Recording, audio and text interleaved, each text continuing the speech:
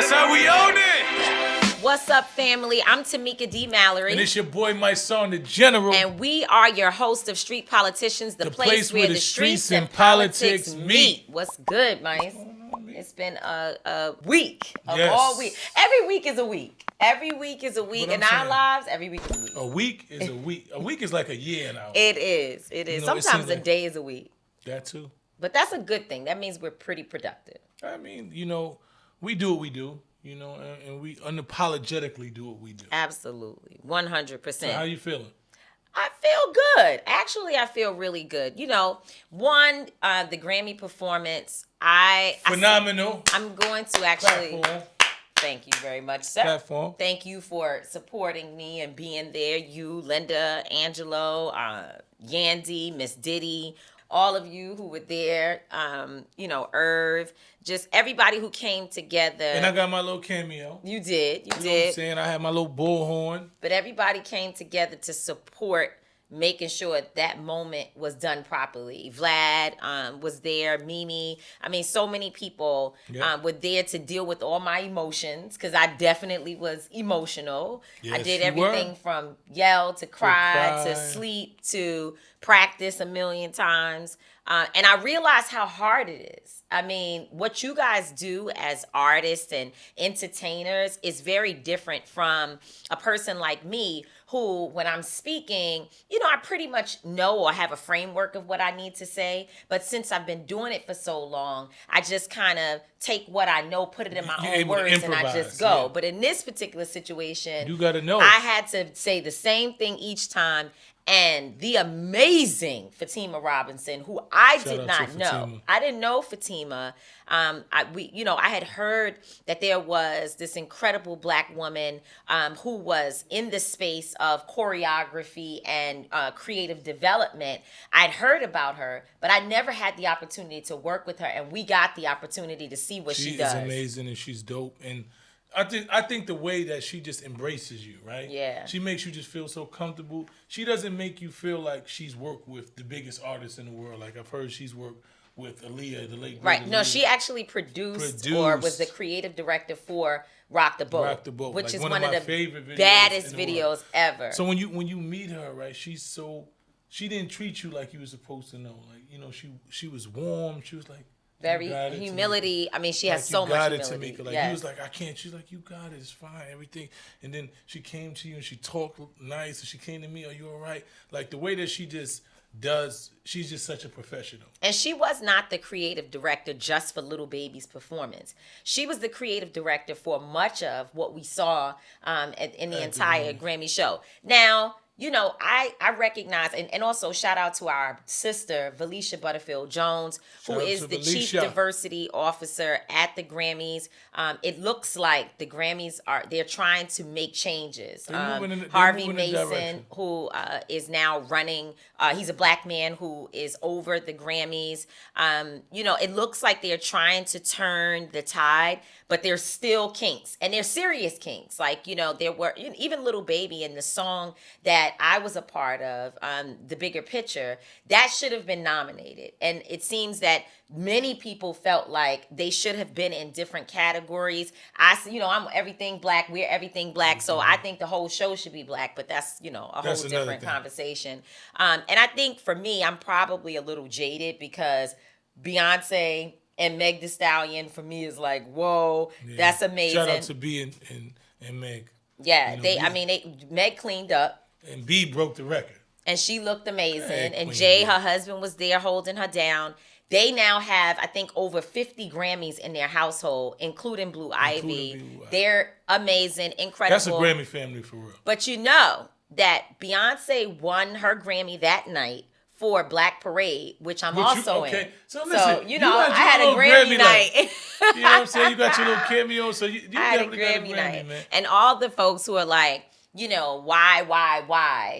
I think that it's important for us to use some of these major opportunities to continue to spread awareness. I know that I understand white institutions and how We don't need them, right? We have our own platforms. We have the BET Awards, which, by the way, BET is owned by a white institution as well, which is Viacom. Talk about it. And so all of these, and we should be developing spaces where we're able to honor our own people with large numbers. And I'm sure, and that's something that Puff has been talking about. It's something that he's trying to create with Revolt. And there's a number of people. I mean, you look at News One, you look at the Image Awards, which I've also been nominated for one of the categories. Oh, you out here cleaning up. They're gonna hate you, Lord have mercy. Well, I mean, she out here at the Image Award. Gonna. Listen, it's gonna turn into a whole nother thing because people hate to see you winning.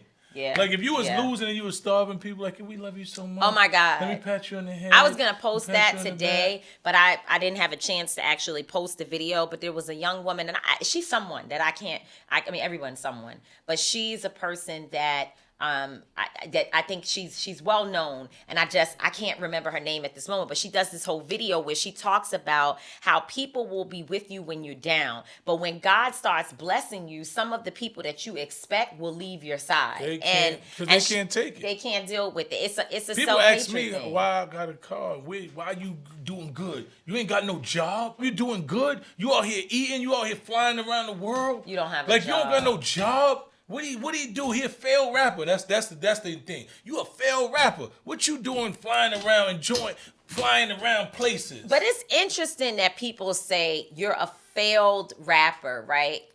It's like who gets to determine failure? I mean, right? Because in my opinion, what some people may see as failure is God's opportunity to elevate you and put you in the place where he actually feels your voice is best utilized for his calling, right? So for me, you have used your entertainment, your artistry, your raptivism, your skills, my skill set. And by the way, I'll get to that later. But you have used those skills. I've seen you use them in detention centers. I've seen you use them helping to get young people to be more creative and to be able to express themselves outside of anger, violence, or what have you. You help them put together music. You've helped them to write lyrics that really is an opportunity for them to pour out onto the page some of the pain that they are dealing with.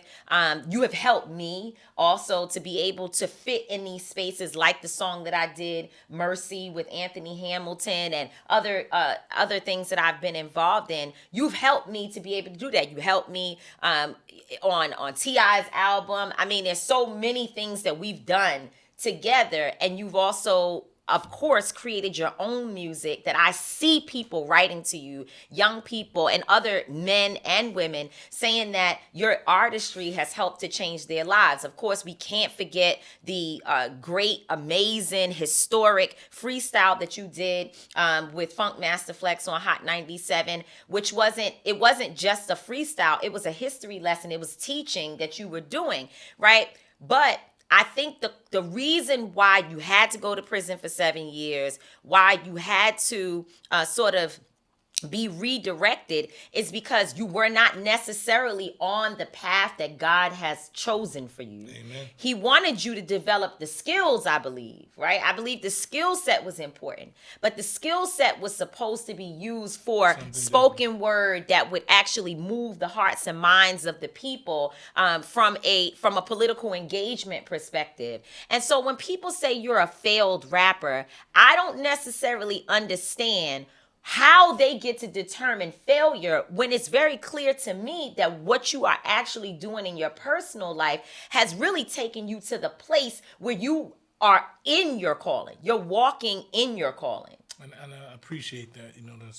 That's dope that you feel that way. And for me, I feel the same way. I never thought I failed at anything. I went to prison and unfortunately my career was cut as an entertainer, but failed rapper. Like, I've said some of the dopest bars in the world. That's I got right. people who compare me to my idols. I got people that hit me and tell me, like, you wasn't in Kentucky. We was in Kentucky last week, and this guy stopped us in the middle of a real conversation and was like, yo, listen to me. I've been listening to rap my whole life. I know everything, this and that. Listen to me. You the best rap. I had never heard nothing like this. And that's what it is for me. Like, when you say something that moves people to that point to where they that enthused and like your rap changed my life. I have young kids come to me and say, what you said on Funk Flex changed my whole life and perspective on how I live. So I mean, everybody has perspective. Winning and losing is in the eye of the beholder. So to me, I've been successful, and I'm actually able to still make my music and deliver it in a manner in which it actually changes lives. Yeah. You know, and it goes according with my purpose. So, you know, I'm happy. Yeah. I'm dope. You know, and we want to use our gifts. You know, they say that your gifts will make room for you. That's right. And there are so many people who question, why is Tamika in these positions? Listen, number one, favor ain't fair. I don't know why, right? If you look back on my life, a little girl who grew up in the projects in a place where crack cocaine was destroying our community, right? Where I had to step over urine and walk upstairs sometime walk up 12 flights of stairs to our clean but little project apartment. You know, with all that happened, the dope fiends and the violence, all the things that happened. If you look at that story and think about where I am today, and then all that's happened in between, one wouldn't believe that I would have made it here. That's right. There could only be Lord, my story is sheesh. God on our side. That's right. And my faith is very important to me. It leads me in everything that I do. And so I'm not supposed to be here. You're right. Why me? But the question that I think we're challenged with, and my pastor, W. Franklin Richardson, always says, why not you? That's the question, because they say God can take a crooked stick and hit a straight lick, which means that he can take any circumstance, any situation, he can take any situation. I think that's something that the old folks came up with. I might use that. Any situation and use it for good. So that's one. But it made me think, because I have to think every week. I be thinking. You be thinking. And this has been a week of deep reflection. I believe that with every challenge, with everything we go through, even if we know that what is being said about us or whatever attacks we're up against, even if we know that they're not true, it's happening for a reason that calls you to reevaluate and to sit with self. So a lot of people wanted to know why I wasn't speaking. For days, I had friends, I had everybody calling me like, this is not true. Like, go, like this one we got. Like in other situations, we have to sit and try to figure out how we gonna maneuver because, it's a little difficult. What do we say? I don't want to hurt anybody's feelings. I don't want to attack anyone. In this situation, it really wasn't that, because I can defend myself on the accusations that were thrown at me in this last week. I could defend it like this without a problem. But it was a cause for reflection, especially when it's coming from a mother. And I sat with myself, and it doesn't mean that reflecting is that the determination at the end is that you're wrong. The determination that I came to within myself is actually that I'm doing exactly what I'm supposed to be doing. Now, whether or not we can make adjustments to address some of the issues that we hear, that is what you do in life. Right. But I know that I'm doing exactly what I'm supposed to be doing. So I feel good about that.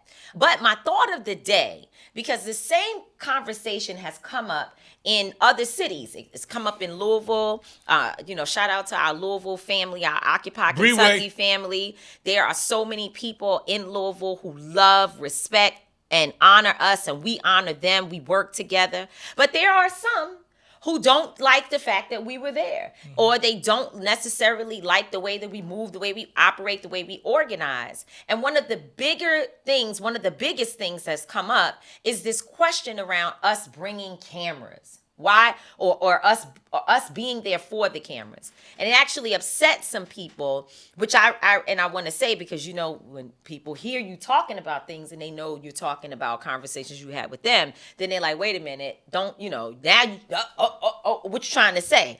I want to be clear that I respect how people can say sometimes you or me, Linda, you or I can say things in a way that feels offensive, right? So that's one part. But the fundamental issue around cameras is that, especially with the matter of Breonna Taylor, until we showed up, there were no cameras. There fact. literally were no cameras, and that's a fact. Not saying that there was definitely not saying there was no work. People on the ground working. There was work. But there was no camera. There was work. There were people who were organizing. There were people who were on the ground. They were calling Breonna's name. And by the way, the main people out there doing that organizing, it was her family. Her aunt, Bianca Austin, was leading the charge to get justice for Breonna. And there were other organizers who were out there doing the work. But when we showed up, we brought cameras with us. Each and every time we helped to elevate a little bit. We would not have been able to bring the type of spotlight that we did on the city if it had not been for people that are out there every single day. Aaron Jordan, 2K, RIP to Travis, C-Tez, Shamika Paris, Jocelyn, Reverend Finley, Sadiq Reynolds, and just the names go on and on for those people who have been out there on the ground. Hannah Drake and Katora Haran. There's so many, right? Big KJ. Baby and Karen, right? KJ. There's so many who have been out there. So once the cameras came, they don't have anything to pick up. They don't have footage if they don't got people that's doing work. So you don't take anything away from that. But we brought the cameras with us. So my thought of the day is, do people feel like we should keep the movement quiet and to ourselves? Yeah. Like when a Breonna Taylor situation happens, should we just walk around in circles and just keep it quiet and only keep it? Or are we looking for the world to know what's happening? And I have a two-part question for my thoughts of the day.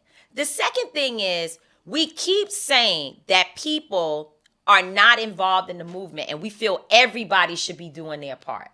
So when we look at people like Portia Williams and Yandy Smith Harris, and now Mendices had traveled with us this particular time for the 1-year anniversary. Young Jock was with us. Carly Red was with us.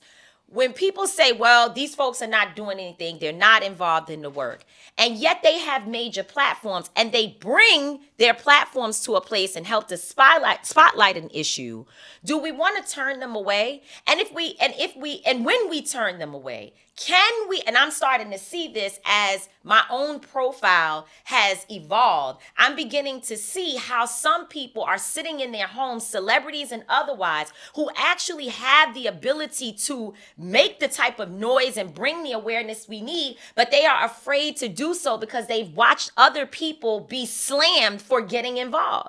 And that's a real thing. So what are we doing? You know, and I say that all the time. It's like having, when you're an artist and you're an up-and-coming artist, right? And you can rap, you dope. But Drake wants to get on the song, right? You don't tell Drake, nah, you don't get on this is my song. No, you want Drake to get on the song because you know it's going to get played on every radio station. You know, this is why you get the feature. You know what I'm saying? So what happens when you have a protest and you have a movement in your town and you have national people come to bring the light to you, it gives you an opportunity to be seen. So I think what happens is a lot of people, and some people have, legitimate gripes, but there are other people who feel like they're not doing enough work to be seen, right? They're not, because if you're doing the work, nobody can stop you from shining.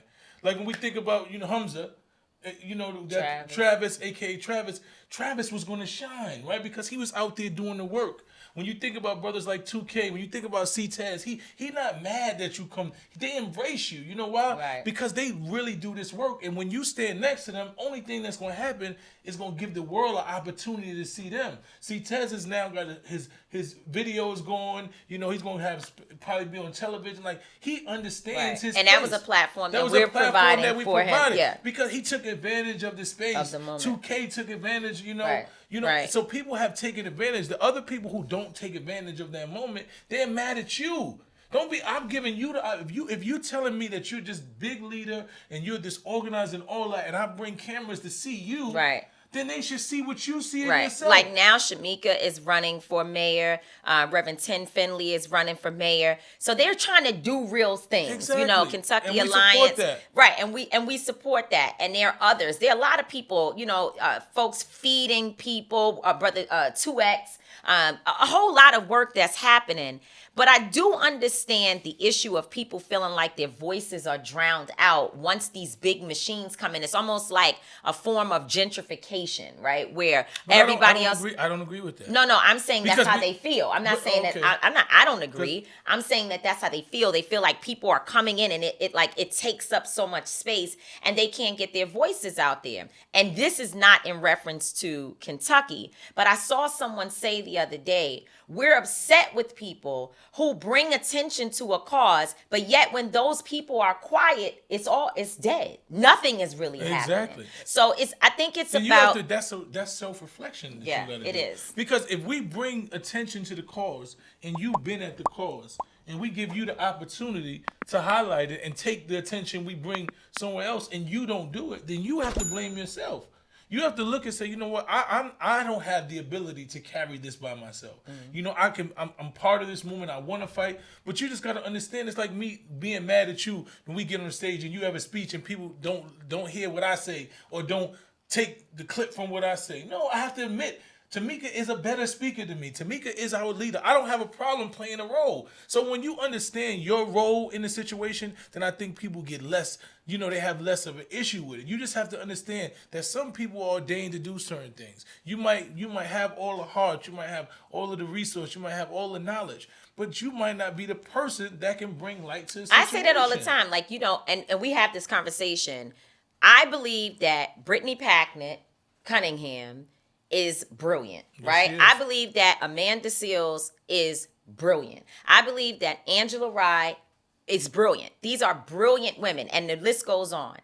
When I watch them, I'm in awe of how they speak. I watch their cadence. I used to watch my old boss, not ex-boss, I hate that, old boss, do the same thing. He would watch Reverend Jackson, Martin Luther King, and others and their speeches and pick up cadence and study his craft so that when he stepped to the microphone, he could do it his own way, but he had his own flavor. And I do the same with these women. I look at them and I watch them. I'm not envious of them. I'm not angry with them. They know I post them on my page. I text them and say, listen, that was amazing. You know, you guys are saying such great things. And, you know, and we all try to support one another.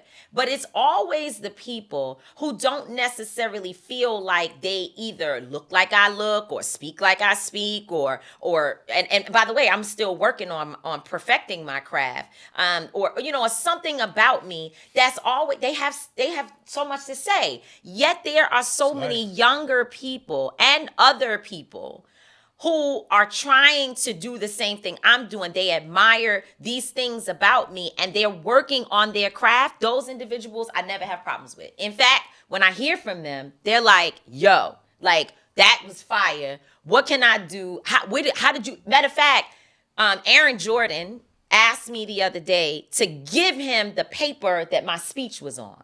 He was like, give me that. Like, can I take it? Because I need to study the different points here. That's powerful. Instead, and by the way, there have been moments when Aaron has said, yo, y'all left us and I ain't heard from you in weeks and we've been going through things and I need to talk to you. And we've had to have conversations. You know, 2K is always challenging me. Oh my God. A lot of Me people. too. I mean, I've heard from everybody, and it's not just, again, in Kentucky, it's across the country. Once you work in communities, you're going to hear from people.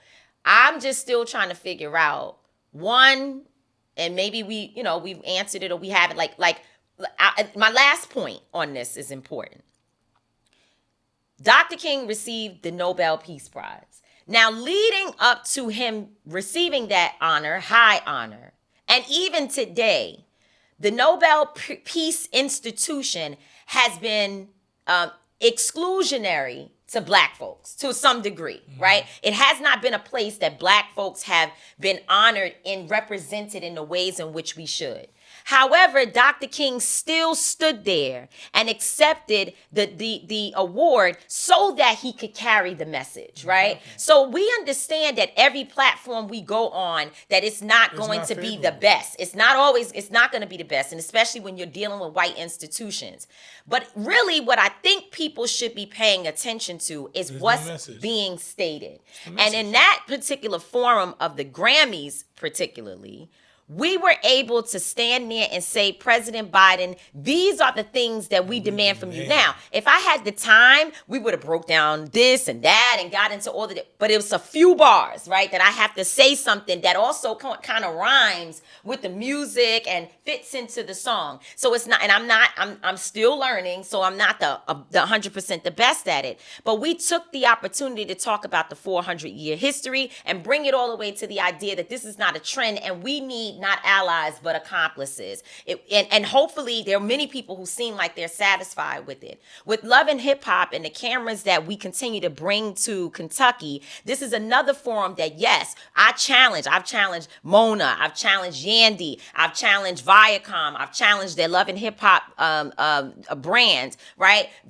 I've challenged them all about some of the behavior that we see on the show and the storyline. But what has happened is that because the world changed, people need to understand things have changed. We're not in the same place that we were in. Things have changed. People are paying attention. I don't know how long it's going to last, but they're paying attention right now. So while the door is open, we are using the opportunities to bring the message. And so, yes, you will see us on Love and Hip Hop. You're going to see me in another thing that's coming up that people really going to be mad about. You will see the Grammys. You're going to see us doing all these things while the door is open. And while we're doing that, we will also be building our own spaces so that we don't have to return to institutions that don't actually appreciate us. That's the goal, man. The goal is for us to make sure that people that don't want to hear us. Yeah.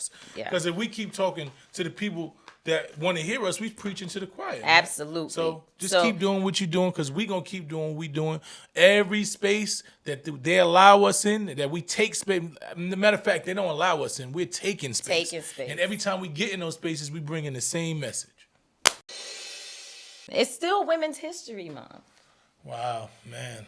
We, and with Women's history is Black history. Yeah, I gotta say that every time. Women's time. history is Black history. Make no mistake about it. Well, when we think about people like Fatima Robinson, it is. Yes, certainly. it is. And when we think about people like Cat Trigg, who sits on the other side of the camera every single week, iWoman TV, this is actually a labor of love. That's the other thing. People really think that we just make all this money, and that I'm like, yo, I wish. and I hope that one day they right.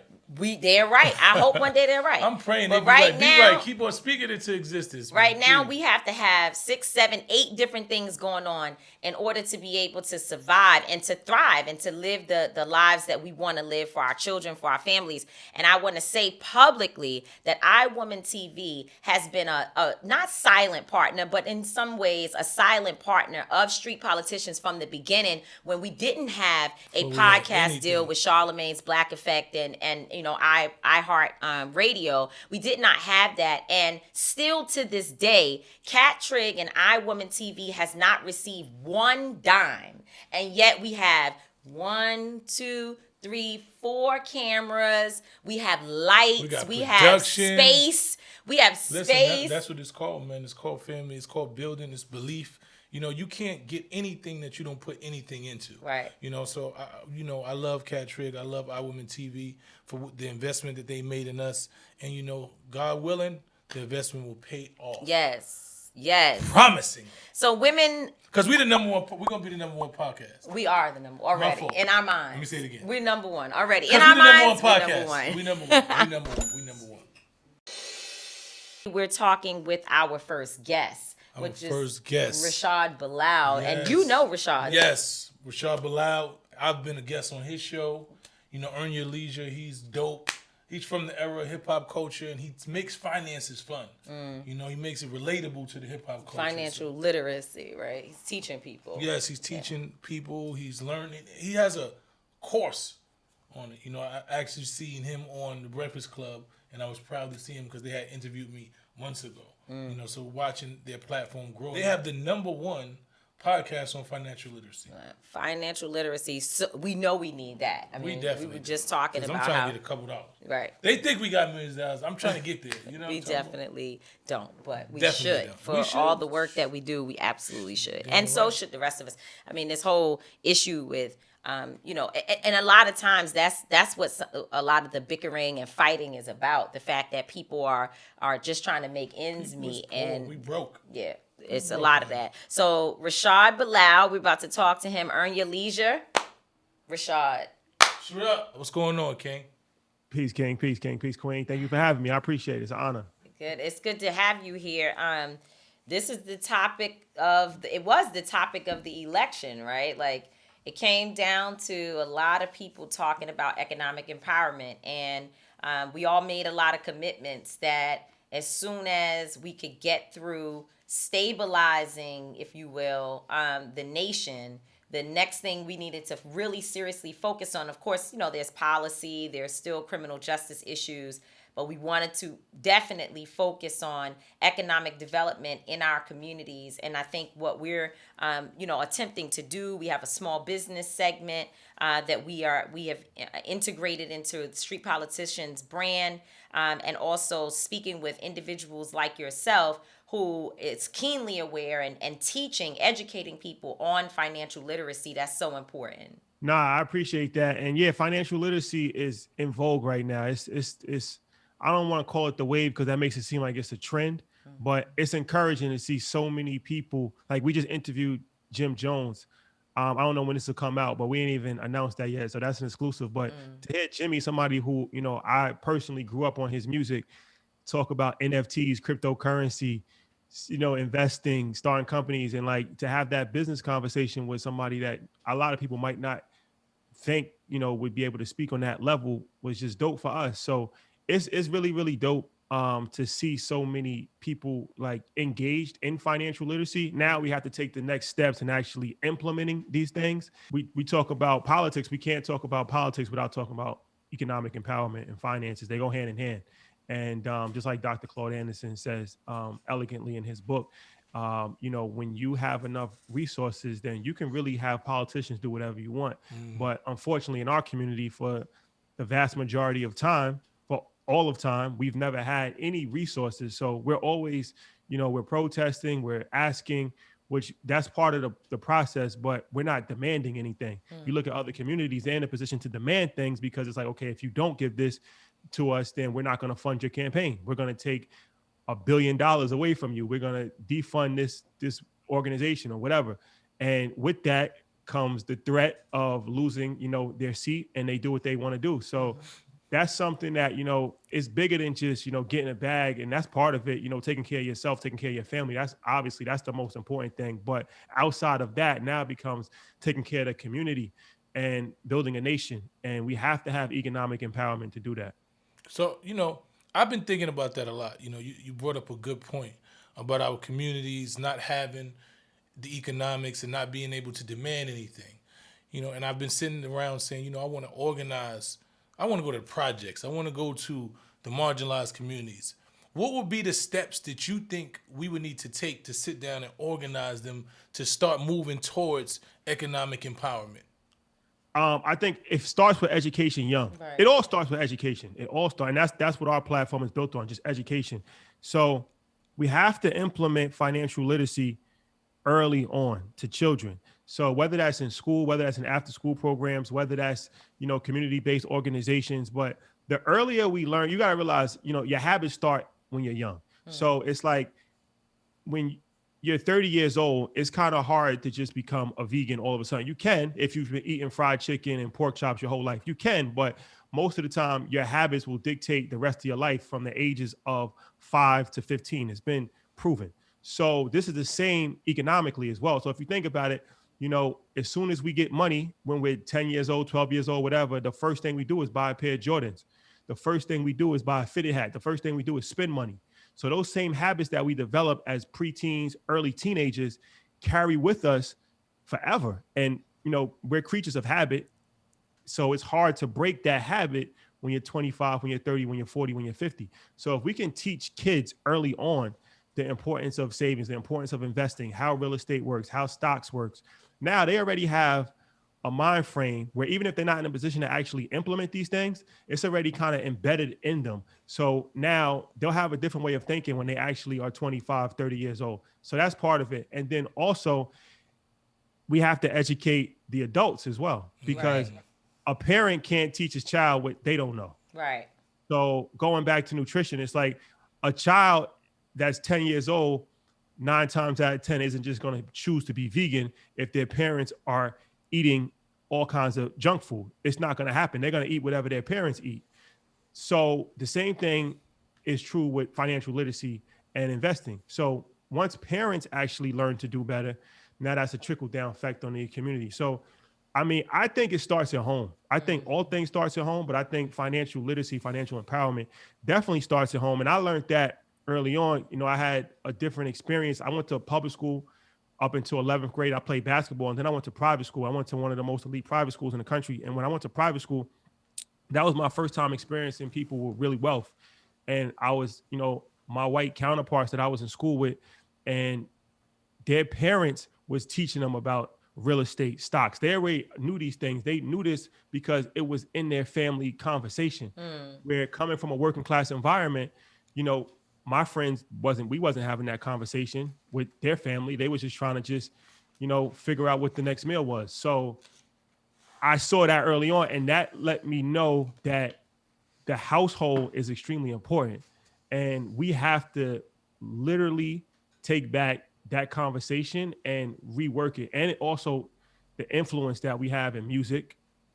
So my son is a musician, your comrades in music, which I'm glad I'm starting to see that with Meek Mill tweeting about cryptocurrency, Rick Ross talking about, even, you know, obviously Nip, RIP, that's all he talked about. A lot of things he talked about was economic empowerment. But that is helping the financial literacy movement right now because it's being championed by the rappers. And, you know, rap has a strong influence in our culture. So once rappers start to say something is cool, now it's not like, all right, blowing money fast was, you know, 8 years ago.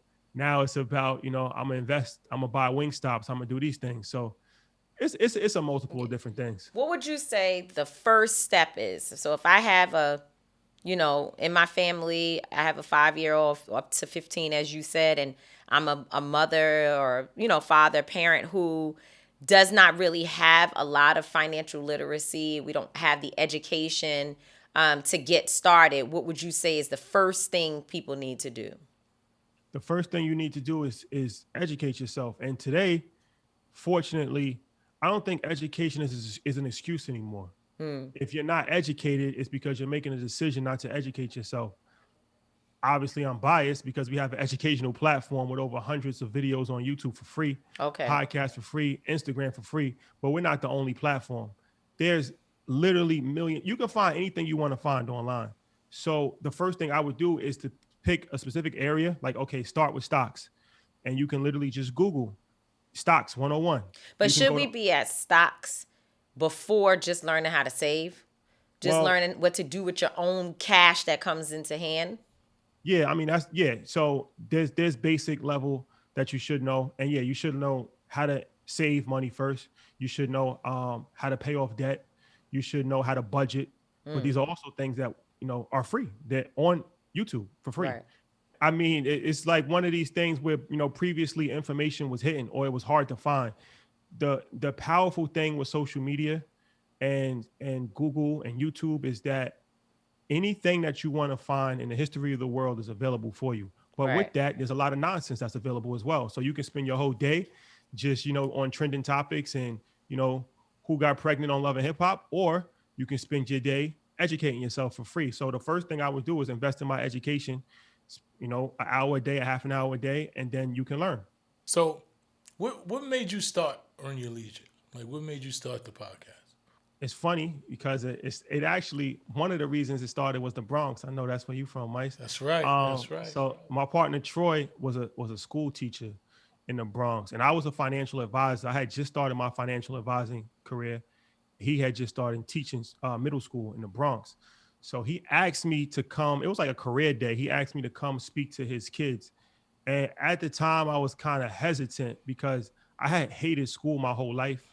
and I never wanted to go back to school. I just get like anxiety attacks anytime I go back to school. It's just like it's nerve wracking for me. But you know, I did it, and I actually enjoyed it. I enjoyed the experience, and the kids was a lot more receptive than I thought that they might be. That led to a 6-week program that we started, where we took kids that was like too old to go to camp, but too young to work. So like ninth, 10th grade. And we had job internships for them, and they did college tours. But part of that, I came in every week for 6 weeks, and I taught financial literacy. A good friend of mine that we grew up, Valencia Clay, she's a school teacher in Baltimore. Valencia. I love Valencia. Yeah, that's our family. So she inspired me to really, because she was putting clips of her classroom on social media, and that was dope to me because I had never really saw anybody do that. So I kind of copied what she did with the financial literacy. So I was teaching the kids about stocks and, you know, all kinds of different stuff. I would tape it and then put it on Instagram. And then that like became like a thing within itself.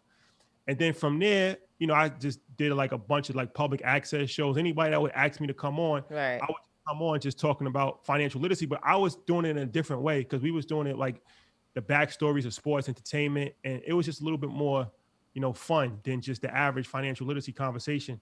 That led to people asking, you know, me if I had a podcast. They wanted me to have a podcast. So I hit Troy like, you know, you want to start a podcast? He's like, yeah. I'm like, you want to be my partner? He's like, yeah.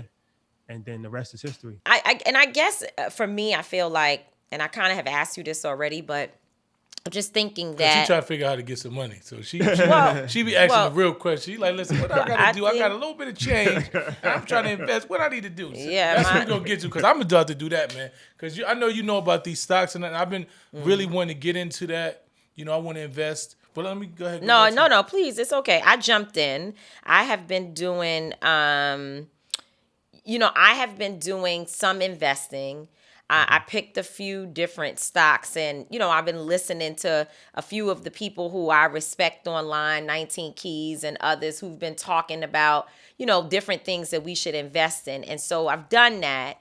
But I feel like it's still, to your point, a need for me to sit and look at the videos and Educate really yourself. get a deeper understanding. Because one of the things that I also understand is I could go right now and say to the Biden administration, we need, $1 trillion. Doesn't matter. You say the number.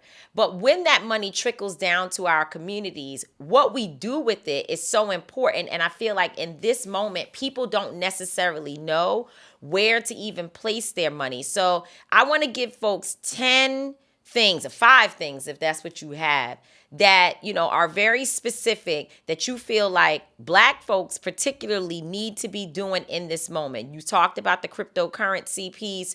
What are, if you're somebody who has $100,000 sitting in your bank account, what do you suggest happen with that? Give us 5 to 10 strong things.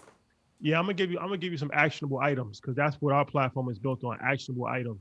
But before I give you actionable items, I just want to drill down on this education piece because, like you said something that was very poignant. You said you listen to 19 Keys. Shout out to 19 Keys. That's our bro. But a lot of people are educating themselves off 60. Not to say you, but a lot of people are educating themselves off 60-second Instagram clips. That's not the best way to go about it. If you think about it, like we go to school our whole entire life. We sit in classrooms for 8 hours a day. Like, if you want to be a doctor, you got to study for 8 years. So I'm not saying that you have to devote that much time to learning, but you have to be willing to invest in yourself. It's the same thing with working out. Like I can't expect to be a world-class athlete if I'm only working out 5 minutes a day. But people do that with financial literacy. They do that with investments all the time. Right. And they just invest in things like just because somebody told them like this is a good investment. That's when you're going to get hurt. Investing is a game of knowledge. Gambling is a game of chance. But you merge the two when you start to invest based off of gambling. So that's something that's extremely important. And I want people to, this is not a get rich quick thing. This is something that if you are interested in business, you have to dedicate the time. Now, to your question, work on developing a savings. I don't suggest anybody start investing until they have a savings. So what I suggest is that you have 3 months minimum. Like if whatever your monthly expenses are, you want to have 3 months minimum in a savings account because you never know what can happen and you have to be prepared for anything. That's like the minimum. Recommended is actually 6 months. And in the best perfect case scenario, you want to have 12 months of savings in a savings account. Rainy day, that's just, you never touch it. That's just online savings, leave it there. Now, once you're able to do that, of course, you want to work on keeping your credit card debt as low as possible. Credit card debt is crippling not only Black and brown communities, the whole entire country, but especially Black and brown communities, because we are affected by everything more than anybody else. So Right. credit card debt is extremely dangerous because it has no end date. It's like predatory lending. If you really think about some of these interest rates, 25%, 28%, like that's like a loan shark. So live below your means.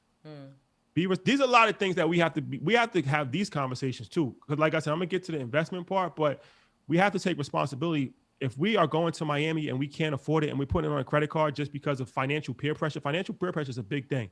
Meaning like if all of your friends is going on a trip and you're the one friend that doesn't have it, but you're going to put it on a credit card just because you don't want to be the one friend that's missing out, you're doing something that's irresponsible and you're going to hurt yourself. And you have to learn to live in your means and stay in your lane. Now, going to the investing side. If you have never invested in the stock market ever, a good way to start is what's called an index fund. So an index fund is a microcosm of the market. It makes like, so they have an S&P 500, which is Standard & Poor's 500 companies. So whenever you hear the stock market is up or the stock market is down, they're not talking about every single stock on the stock market. They're using what's called indexes. So there's like 3 main indexes: the Dow Jones, the S&P 500, and the Russell 2000. So you can invest in the S&P 500, which is 500 companies, and it's from companies from all different sectors. So it's like the auto industry, the airline industry, tech.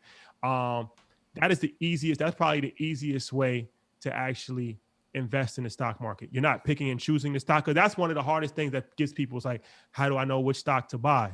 How do I know when to buy it? So if you don't know that, you can invest in the S&P 500, Russell 2000. You can invest in the NASDAQ, and you just put the money in and just let it sit, and then put money in continuously over the course of time as well. That's another thing.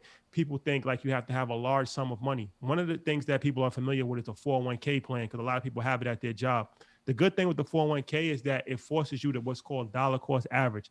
That's when you're putting money in consistently every single time you get paid, even if it's a small amount. There's a thing called compounding interest. So over the course of time, you'll build up money. It's like a snowball effect. So if you put $100 in every single paycheck, that might not seem like a lot of money, but in 10 years, 20 years, now you have $100,000. Like it builds up over time. And then of course, if you could put more money in, then you'll have more money. So that's one way. Another way that we talk about investing in the stock market is what's called the ETF. So an ETF is similar to an index fund, but it's a little bit more specific. ETF stands for exchange traded fund. So an ETF covers one particular industry. So like if you want to invest in like chip companies, chips as far as like the chips for computers, right? There's an ETF called SMH. So like NVIDIA is in there, AMD. These are the companies that actually make the chip processors for the actual computers. Right. Or like if you want to invest in marijuana, right?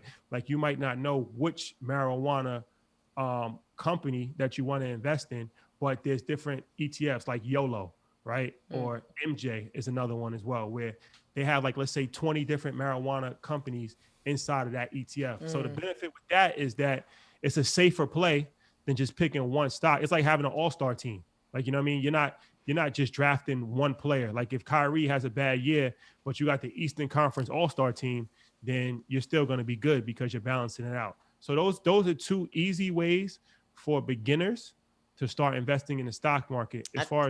I think I got to go back and become a beginner again. Yeah. I'm going back to the beginning. I don't have a problem Although with it. actually the stocks that I chose are doing really, really well. And so that's kind of good. Like I can say that. But you just don't know why or how, right? I don't know why. I don't know how. I just know I heard people saying, particularly that Airbnb was doing well. And I was like, okay. And I jumped in. And so now I want to go back to the beginning. I wish that we had time to sit with you, and like we really should have canceled everything on the show. But what we can do, I know what I can commit to doing, is sharing more content from Earn Your Leisure so that people get an opportunity to hear what you're talking about. I think that our movement, as you said, has to include this conversation. The time is right. It's ripe. You know, my son, one of the things that you and I debated, and we had lots of debates on the road while we were getting people to the polls during the most recent election, 2 elections, in fact. Black men are really ready to have the conversation around sort of not separating from this system, but just having control of our own. Now, Black women are the fastest growing entrepreneurs in the nation. And so we always understood it was important to have our own, but I think that the context that Black men are moving in is actually broader in terms of us really being able to sustain ourselves. And that's going to have a lot to do with how we spend our money, how we save our money, and how we invest it. So I'm looking forward to being an Earn Your Leisure subscriber, Yes, and see, getting I my got a whole knowledge. membership and university program. We got to sign up to that. No, I appreciate y'all, and thank you for spreading the good word and doing the good work. Most importantly, you guys have been trailblazers and on the ground, and everybody notices what you have done, and we appreciate it because I think we all have a different part to play in the movement, and what you guys are doing is different from what we're doing, but we look at what you're doing for inspiration, and we appreciate what you're doing. So keep up the great work. Thank we you. appreciate you, King, Thank you man. so much. Definitely gonna have you back on, man. Thanks for coming. Keep doing the work that you're doing, man. I'd love to see the show just blowing up and people paying attention, man, because you got a lot to say, man. So keep it up. Earn Your Leisure. Thank appreciate you.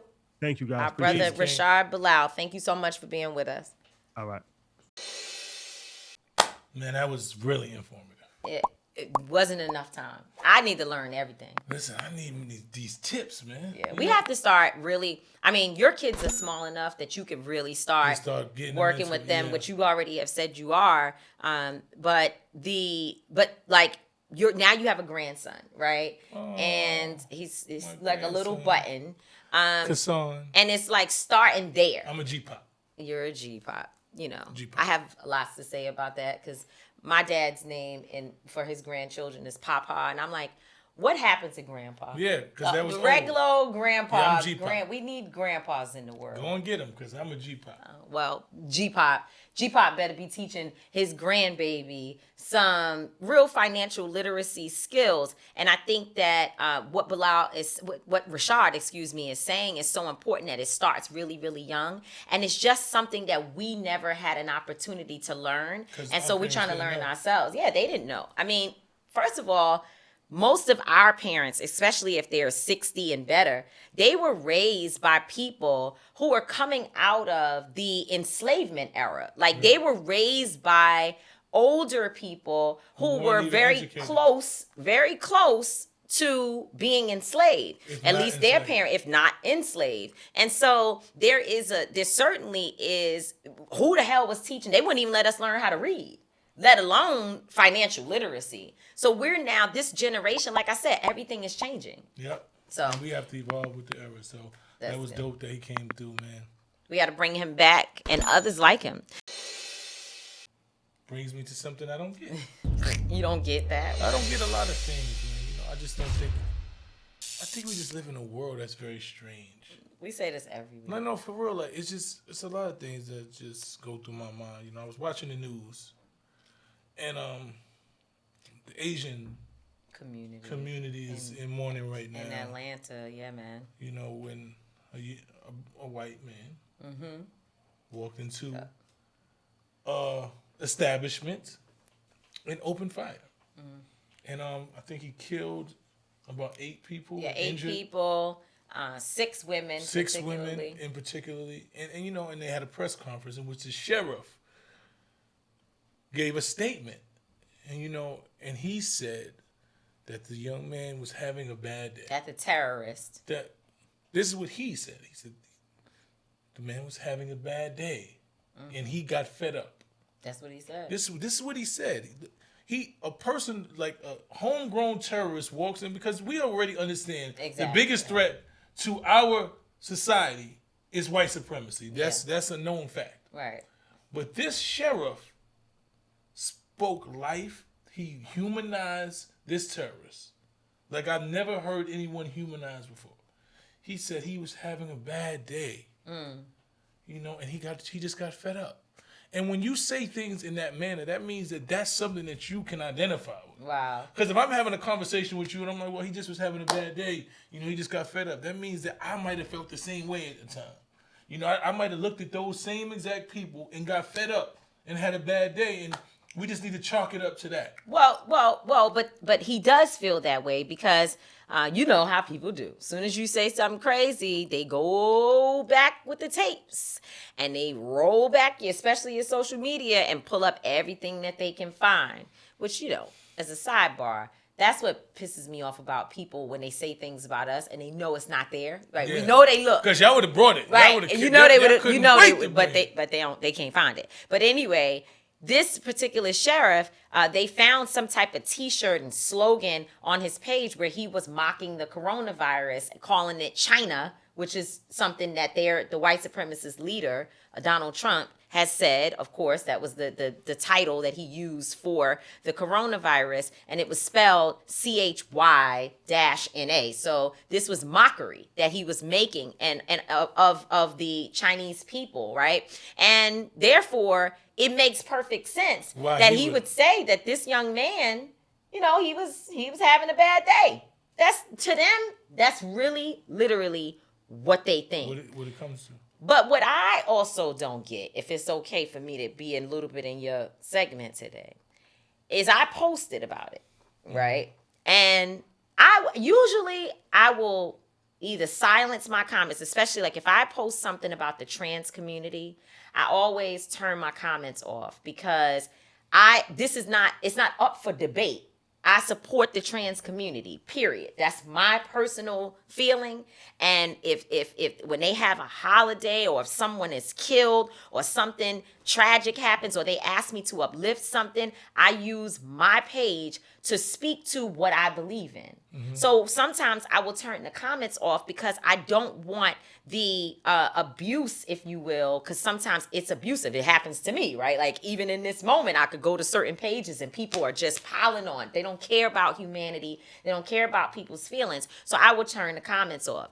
But in this particular situation, I didn't turn my comments off after posting Nina Turner's her comments and, you know, calling for an end to Asian hate. I didn't turn the comments off. I left them for two reasons. The first reason is because I didn't want to silence Black people, because Black folks have a very valid concern with the Asian community. Mm-hmm. So I didn't want to do that. But the other thing is I wanted people to read how vile it is in the comment section as well. I wanted people to see. I'm not upset, again, with Black folks who say the Asian community has not overwhelmingly supported us in our movements. Mm-hmm. They have not overwhelmingly been there for us. We feel they've been missing, and there has to be, before you can ask us to help you, we need help. We're tired of helping everybody. We are tired of it. We lead every movement for everyone, and meanwhile, we still haven't got justice for ourselves. Mm-hmm. I'm with that 1,000%. But then people started attacking me, and I want to know why it's for you. It's okay to try to tell me that I can't care about 6 women getting shot. It's not okay, but it comes back to trauma, right? It comes back to us understanding what we're dealing with. Mm-hmm. You know, there's also been, when they posted that, because, you know, when they posted about it the first time, yeah. I seen it on a lot of people's pages, and I seen a lot of people were DMing me like, yo, we need to mind our business, this and that. And then they posted a picture of the Asian police officer who stood right by and watched as Chauvin, you know, killed George Floyd. That's right. And they said, where was the Asians when this happened? Right, the Asian community. The Asian community when this happened. So even though my humanity wants me to say, hey, it's going to allow me and make sure that I say that this is wrong. And I'm going to speak up against it. But I understand people have a concern. And sometimes that concern fosters into a level of trauma and anger. You know, it comes into anger. So when they see somebody that they believe is one of the biggest Black voices in this country right now, speaking on behalf of people that they don't believe have spoken on their behalf, they become angered with you. They think that, because a lot of them said they think this is a time for you to say, hey, we understand this and we don't like it, but y'all need to show up. They said to put that you're angry about this happening, but not say that they need to show up for us the same way that our leaders are showing up for them. They feel like that's your issue. Yeah, but I think that there is a time and place for everything. And on the night when 8 people, and particularly 6 women, have been shot to death by the same person that would kill us. See, that's the other fact. thing. And we have a common enemy. Because the the enemy here is white supremacy and terrorism. That's what we're dealing with, homegrown terror, domestic terrorism. So on the night that happens, I don't feel, and I will never use it as an opportunity to chastise people who just lost lives within their community. Now, as we begin to have more conversations, and those conversations will happen because there is the End Asian Hate campaign, and there's going to be panel discussions, and people are going to be bringing it up. At that point, I will find the appropriate way to describe our pain. And by the way, people should check out State of Emergency, my book that is being released on May 11th, because I deal with the issues around the Asian community and other communities who have not stepped up for Black lives in the ways that we should. And what I always say is that if you don't deal with our issues, if you don't deal with Black people's issues, it's coming to your community next. And that's what we see. And that's what we see happening. That's what happened in Georgia, is that the issues that have been unaddressed by too many communities showed up at a spa or at a massage parlor against another community, which means that all of us are being forced to have to look at one another and see our common causes. So I am very well versed on what to say. I know what to say, but because of my humanity and my morality, that you will not change just because you are angry or you're traumatized. I'm also so traumatized that my big mama, my grandmama, my mama have taught me that you always have to have humility for the slain. And that's a fact, man. So once again, we want to send our condolences to the Asian community, to the families who lost their loved ones. And we stand in solidarity with you. Black people, we definitely understand your sentiments. But right now, we need to be banding together because, like she said, we have a common enemy, and that's white supremacy. And on that note, we want to say thank you for tuning in. We appreciate the love. We the #1 show only because of y'all. For all the support. Speaking it into existence. If you got something you want to hear on the show, let us know. Send in your replies.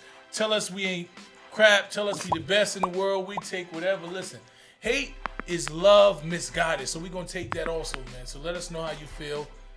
As always, I'm not going to always be right. Tamika is not going to always be wrong. Maybe not. But we will both always be authentic. That's right. Peace, y'all. Thanks for joining. See you next week. That's how we own it.